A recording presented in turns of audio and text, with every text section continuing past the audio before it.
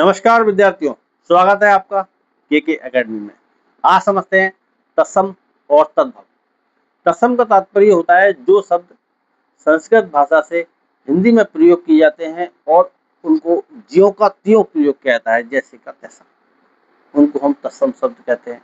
और तद्भव होते हैं जो संस्कृत के जो शब्द हिंदी में कुछ परिवर्तित होकर प्रयोग किए जाते हैं, उनको हम तद्भव कहते हैं। और समझते हैं तत्सम का अर्थ है तत् अर्थात उसके, किसके? संस्कृत भाषा के। सम समान, उसके समान अर्थात उसके समान।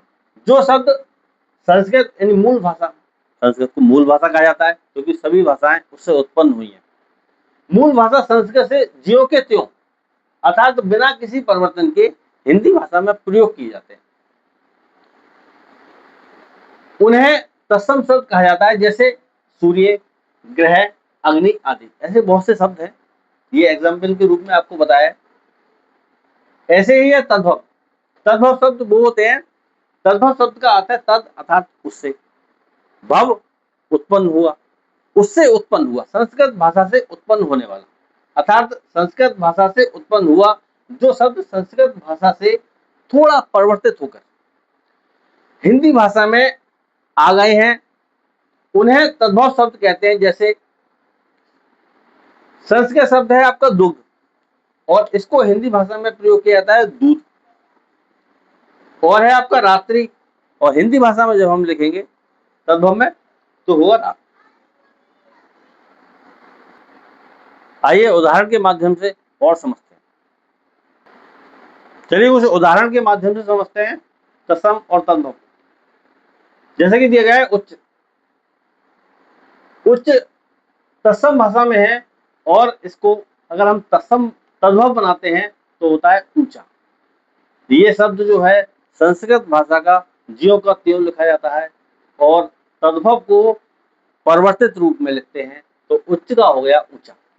जैसे कि बोलते हैं कपाट, कपाट का होता है किवाड़।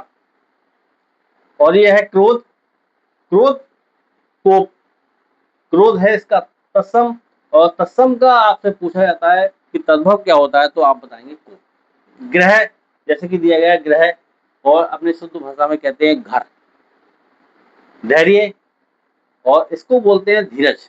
ओष्ठ, जैसे कि आम बोलचाल में ओठ बोलते हैं, लेकिन इसका तत्सम रूप है ओष्ठ, क्योंकि संस्कृत भाषा का है। कुपुत्र, कुपुत्र होता है यानी कि बुरा पुत्र, और इसको तद्भव बनाएंगे तो बोलेंगे कपूत। दुग्ध, लेकिन हम आम बोलचाल में बोलते हैं दूध, जो कि तद्भव रूप है। दधी, इसका बनता है दही। कार्य, और ये होता है कार्य। तो आज आपने समझा तत्सम और तद्भव। धन्यवाद। ऐसी और वीडियोस देखने के लिए चैनल को लाइक करें और सब्सक्राइब करें।